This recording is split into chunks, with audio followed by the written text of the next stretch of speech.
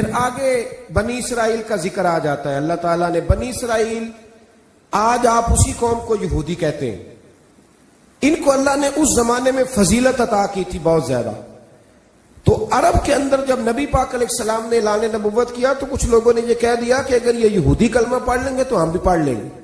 تو پھر اللہ نے انہیں یاد کرایا کہ تم اصل میں کیا ہو، تمہیں کلمہ پڑھنا چاہیے.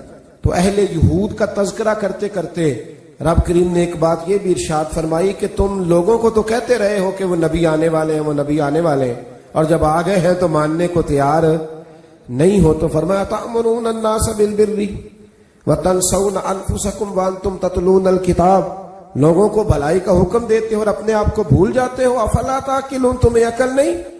پھر اللہ نے انہیں یہ بھی یاد کرایا کہ یاد کرو وہ زمانہ کہ جب فرعون نے خواب دیکھ لیا تھا کہ کوئی بچہ اس کی سلطنت کو تباہ کرے گا، تو پھر اس نے تمہارے بچوں کو ذبح کرانا شروع کیا اور تمہاری بیٹیوں کو چھوڑتا تھا.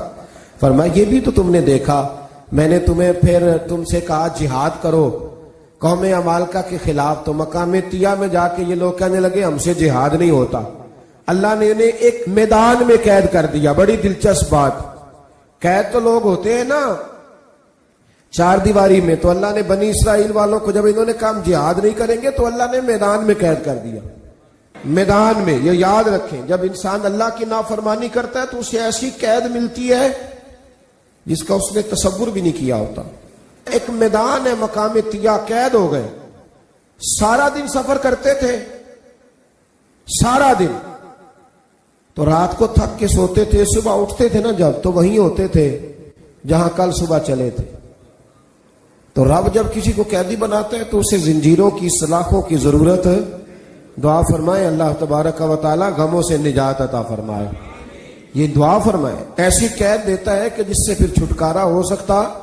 تو بنی اسرائیل کا بہت زیادہ تذکرہ اس بارے میں اللہ تبارک و تعالی نے پھر بیان کیا، اور پھر کہا کہ انہیں جو حکم دیا جاتا تھا یہ اس کی سرتابی کرتے تھے. پھر اللہ نے ان پر ذلت نازل کر دی اور یہ ہمیشہ اس کا شکار رہے. قوم سبت کا ذکر فرمایا اللہ نے. ہفتے والے دن کچھ لوگ نافرمانی کرتے. ہمارے بھی ہیلے بہانے ہیں نا آج کل کاروبار میں. تو اسی سپارے کی آیت نمبر 65 کے اندر اللہ تعالیٰ نے حضرت داؤد کی قوم کا ذکر کیا کہ اللہ نے انہیں حکم دیا تھا کہ ہفتے والے دن مچھلیاں نہیں پکڑنی. تو وہ کہتے تھے چلو ہاتھ لگا کے نہیں پکڑنی، ہاتھ لگا کے. وہ ہمارے لوگ ہیلے بہانے تلاش کر لیتے ہیں نا. وہ بڑے جناب انشورنس والا آ گیا، اب وہ بینک والا آ گیا، وہ فلانے صاحب آ گئے، وہ تروڑ مروڑ کے کہانیاں باتیں، اور پھر ہمیں بھی رستے مل جاتے ہیں بچنے کے. مفتی صاحب نے کہہ دیا تھا، ایک مولانا سے میں نے ان کو کہا ہفتے والے دن مچھلیاں نہیں پکڑنے کا. نہیں پکڑتے، چھوٹے چھوٹے حوض بنا لیے تو مچھلیاں زیادہ آتی تھی اس دن. یہ بھی اللہ کی قدرت تھی. نماز کے وقت گاہک زیادہ آتے ہیں، یہ اس کی قدرت ہوتی ہے. تو وہ مچھلیاں حوض میں جمع ہو جاتی ہیں. یوں سمجھ لیں کہ جال انہوں نے لگا لیے ہوئے تھے، تو جال میں وہ پھنستی رہتی تھی، حوضوں میں آتی رہتی تھی. ہفتے کو نہیں پکڑتے تھے، اتوار کو پکڑ لیتے تھے. تو پھر اللہ نے انہیں سزا دی. فرمایا تماشے کرتے ہو اللہ کے حکم کے ساتھ. کیا سزا دی؟ فَقُلْنَا لَهُمْ كُونُوا قِرَادَةً خَاسِئِينَ. فرمایا بندر بن جاؤ دھتکارے ہوئے. جو رزق حرام طریقے سے کماتے تھے رب انہیں بندر بنا دیتا تھا. ابھی بھی میں نے دیکھے ہیں بڑے بڑے تاجر پاگلوں جیسی زندگی گزار رہے ہیں. نفسیاتی طور پہ سکون نہیں ہے، کروڑوں روپیہ پڑا ہے. کیوں؟ اس لیے کہ رب کے بتائے ہوئے طریقے کے مطابق تجارت نہیں کرتے. آگے ایک اور دلچسپ بات آ گئی. بنی اسرائیل کے اندر نا ایک شخص نے اپنے چچا کو قتل کر دیا جائیداد کے لیے. یہ دیکھیں کب سے لوگ جائیداد کے لیے قتل کرتے آ رہے ہیں. چچا کو قتل کر دیا، اور قتل کر کے حضرت موسیٰ علیہ السلام کے پاس آئے کہ میرے چچا کو کسی نے قتل کر دیا ہے، تو بتائیں کیا کرنا ہے. تو آپ نے فرمایا کہ گائے ذبح کرو اور اس کا ایک ٹکڑا مقتول کو مارو، مرنے والے کو. وہ خود اٹھ کے بتا دے گا مجھے کس نے قتل کیا ہے. اب ارادہ نہیں تھا گائے ذبح کرنے کا تو بہانے کرنے لگے. ارادہ نہیں نہ ہوتا تو پھر کیا ہوتے ہیں؟ کہنے لگے گائے کس طرح کی ہو، بوڑھی ہو کہ بچی ہو، رنگ کیسا ہو، جوان ہو کہ چھوٹی ہو، حال میں ایک دفعہ چلنا سیکھ گئی ہو یا ابھی نہ سیکھی ہو. تو بتاتے گئے تو رب بھی شرطیں بیان کرتا گیا. گہرے زرد رنگ کی ہو، حال کے اندر اسے نہ چلایا گیا ہو، پانی نہ نکالا گیا ہو، نہ بچی ہو نہ جوان ہو. اس کے درمیان ہو. یہ ساری شرطیں کہاں پائی جاتی تھیں؟ حضرت موسیٰ علیہ السلام کی قوم کا ایک شخص تھا جو اللہ کا ولی تھا. وہ جب انتقال کرنے لگا نا، اللہ اکبر، دیکھو رب ولیوں کی اولادوں پر بھی کتنا فضل فرماتا ہے.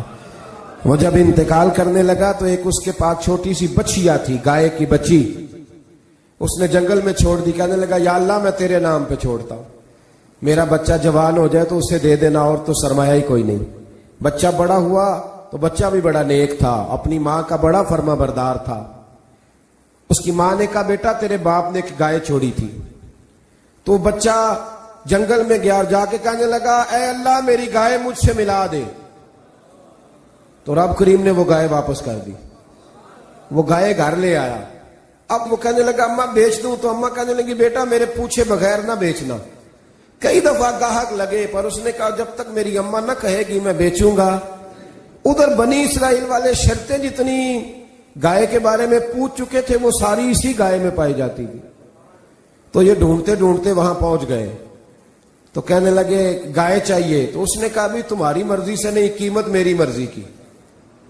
ایک مفسر نے تو یہاں تک لکھا ہے کہ اس نے کہا گائے ذبح کر کے نا تو جتنا گائے کے اندر گوشت ہوگا نا اتنا ہی کھال کے اندر تم مجھے مال بھر کے دو گے، اتنے ہی سکے بھر کے دو گے، اتنی اشرفیاں بھر کے دو گے تو پھر تمہیں گائے دوں گا.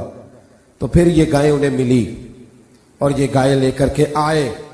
زیادہ سوالات نہ کرتے تو زیادہ الجھتے نہ.